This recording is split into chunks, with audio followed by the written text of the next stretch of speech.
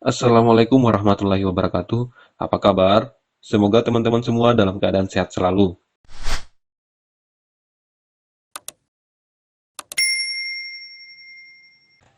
Mungkin saat ini teman-teman masih sibuk-sibuknya membuat akun pada portal SSCASN untuk persiapan pendaftaran CPNS atau P3K.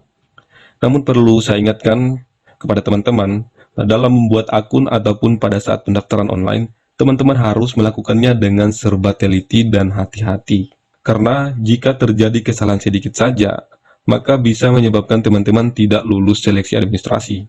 Karena itu bagi teman-teman yang sedang mendaftar online di CPNS 2021 ini, sebaiknya cermati beberapa hal yang bisa menjadi penyebab gugur saat seleksi administrasi.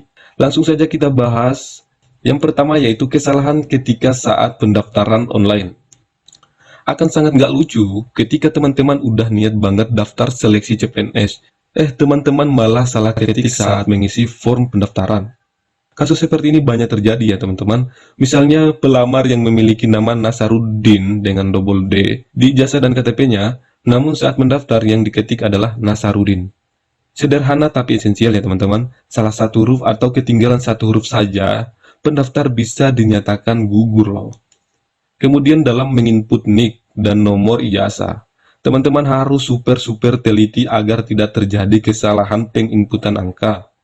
Begitupun dalam mengisi format data lain yang berupa angka-angka. Sebaiknya ikuti sesuai dengan apa yang tertera pada berkas asli dan sesuai formulirnya saat pengisian. Selanjutnya dalam mengisi tempat tanggal lahir. Teman-teman pastinya nggak lupa dong sama tempat dan tanggal lahir sendiri. Perlu diingat ya teman-teman, tempat lahir yang diisi pada saat pendaftaran online adalah nama kota atau kabupaten asal tempat teman-teman lahir, bukan nama desa atau kelurahan tempat teman-teman lahir. Misalnya tempat lahir kalian sesuai KTP adalah di Kelurahan Kelun, Kecamatan Kartoharjo, Kabupaten Madiun. Maka yang diisi adalah nama kabupatennya saja, yaitu Kabupaten Madiun. Intinya teman-teman harus mengisi semua data dengan cermat dan teliti. Bila perlu dicek kembali 3-5 kali teman-teman. Jangan sampai ada kesalahan ketik atau kesalahan input. Jadi sangat penting ketelitian dan kecermatan saat menginput dan mengetik data nama serta angka-angka saat mengisi form pendaftaran CPNS online. Ketidaksesuaian antara data yang diinput dengan berkas PDF maupun berkas manual bisa menggugurkan pada tahap ini. Apalagi kalau admin verifikatornya kejam, teman-teman. Yang kedua adalah salah mengunggah file.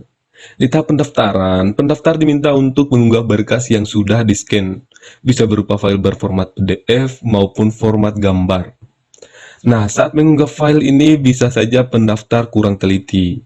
Kesalahan tersebut antara lain yang pertama, pas foto yang diunggah tidak berlatar merah, kemudian swafoto yang diunggah tidak sesuai dengan yang ditentukan.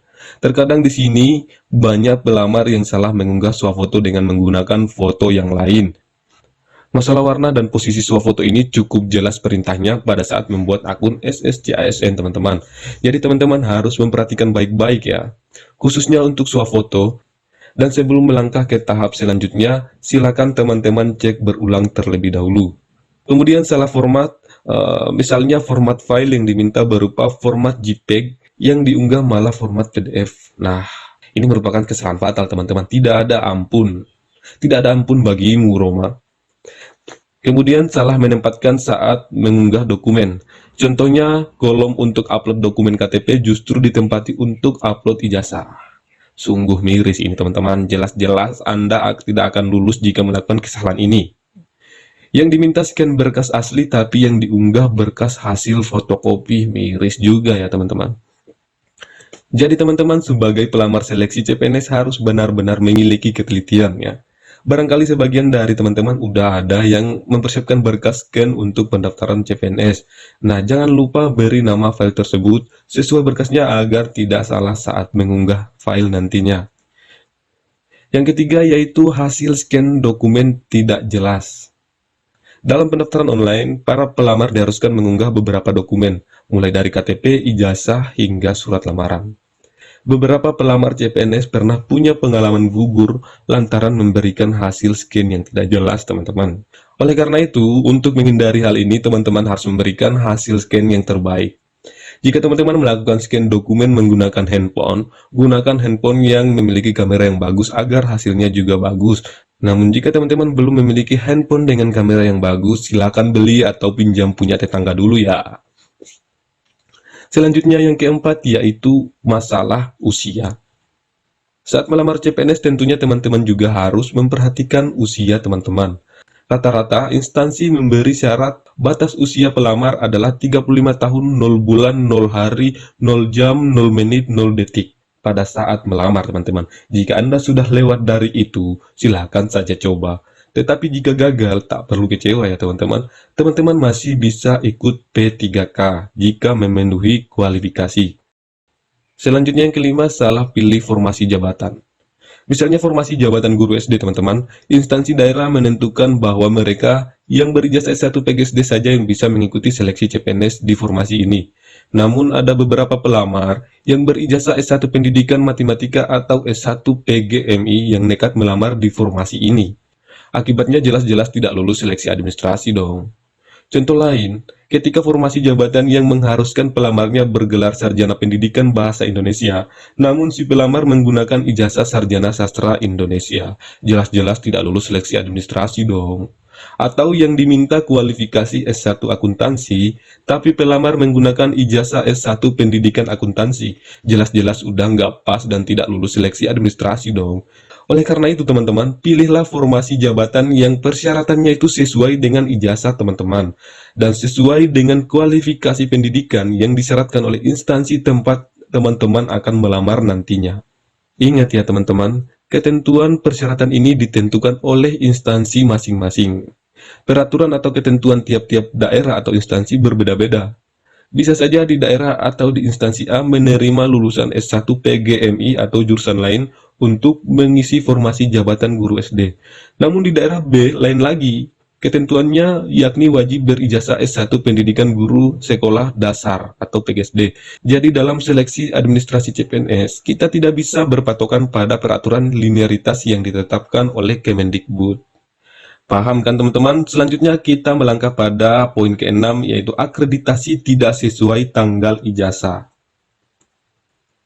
Salah satu polemik yang menghantui para pendaftar CPNS adalah masalah akreditasi kampus dan program studi. Pada seleksi CPNS tahun-tahun sebelumnya, banyak pelamar yang menginput akreditasi yang tidak sesuai tahun kelulusan. Padahal, yang diminta adalah akreditasi kampus dan program studi saat lulus. Jadi teman-teman, surat akreditasi yang digunakan saat melamar harus sesuai dengan tahun lulus atau tanggal ijazah teman-teman. Karena akreditasi kampus dan program studi yang diakui merupakan status akreditasi yang tertera pada saat kelulusan sesuai dengan tanggal dan tahun ijazah teman-teman. Ada pula dalam pengumuman pendaftaran misalnya, dipaparkan syarat untuk melamar pada suatu formasi jabatan adalah dengan akreditasi kampus dan program studi minimal akreditasi B. Namun di sini banyak yang kurang teliti. Terkadang para pelamar yang berasal dari kampus dan program studi dengan akreditasi C atau di bawah B memaksakan untuk melamar formasi jabatan tersebut. Nah, jika di sini salah, bukan tidak mungkin verifikator panitia seleksi CPNS melakukan eksekusi auto gugur pada lamaran teman-teman. Jadi teman-teman wajib tahu betul akreditasi kampus dan program studi teman-teman pada saat kelulusan, sesuai dengan tanggal dan tahun ijazah. Dan teman-teman juga perlu tahu akreditasi kampus dan program studi yang disyaratkan pada formasi jabatan yang ingin teman-teman lamar. Jangan sampai karena kesalahan ini ataupun ketidaktelitian teman-teman di sini, bisa-bisa teman-teman tidak bisa lulus administrasi. Hal sepele tapi berakibat fatal ya teman-teman. Kemudian poin ke-7 yaitu kesalahan legalisir ijazah. Ada beberapa instansi yang cukup ketat ya mengenai legalisir ijazah ini ya teman-teman. Jika yang melegalisir ijazah adalah pihak yang tidak sesuai ketentuan, maka panitia biasanya menggugurkan para pelamar. Jadi hati-hati ya teman-teman. Jika teman-teman adalah alumni kampus A, maka ijazahnya dilegalisir di kampus A. Jangan dilegalisir di kampus B. Nggak nyambung loh. Nah, yang ke-8, salah buat surat lamaran. Kesalahan sepele yang sering dilakukan para pendaftar seperti dalam format surat lamaran kurang sesuai dengan syarat yang dibutuhkan di instansi yang akan dilamar. Kadang dalam format surat tidak ditujukan ke menteri atau pejabat instansi yang dilamar. Jadi teman-teman harus benar-benar memperhatikan format surat lamaran yang teman-teman buat. Karena setiap instansi itu memiliki format surat lamarannya masing-masing. Jika teman-teman akan melamar pada Kementerian Perhubungan misalnya, maka gunakan format surat lamaran yang telah ditetapkan oleh Kementerian Perhubungan. Jangan menggunakan format dari instansi lain ya teman-teman. Nah, sebelum membuat surat lamaran, teman-teman harus membaca aturan yang ditetapkan oleh instansi terkait. Apakah bentuk surat lamaran yang diminta ditulis tangan atau diketik? Karena biasanya ada instansi atau lembaga yang mensyaratkan surat lamaran dalam bentuk tulis tangan. Paham kan teman-teman? Kemudian yang kesembilan yaitu tidak mengirim atau mengumpul berkas. Proses pendaftaran CPNS pada umumnya dilakukan secara online dan pengumpulan berkas secara manual ke panitia CPNS. Di sini, yang terkadang pendaftar CPNS tidak paham, ya. Begitu selesai mendaftar secara online, pendaftar tidak mengirim atau mengumpul berkas manual. Padahal, dalam pengumuman pendaftaran, peserta diharuskan mengumpul berkas. Dan pada akhirnya, pada saat pengumuman seleksi administrasi, dinyatakan gugur gegara tidak mengumpulkan berkas. Ya, memang ada instansi yang tidak meminta pengumpulan berkas saat pendaftaran. Jadi mereka hanya berpatokan pada file PDF unggahan pendaftar. Namun teman-teman harus tetap memastikan apakah instansi tempat teman-teman ingin melamar nantinya meminta berkas untuk dikirim atau dikumpul, atau hanya cukup file yang diunggah saja yang diproses panitia seleksi CPNS. Oleh karena itu, baca dengan teliti pengumuman resmi penerimaan CPNS instansi yang teman-teman pilih. Oh ya teman-teman, satu lagi ya. Nantinya bagi teman-teman yang dinyatakan tidak lulus seleksi administrasi, maka akan muncul tombol ajukan sanggah. Biasanya berada di dashboard akun SSCASN masing-masing.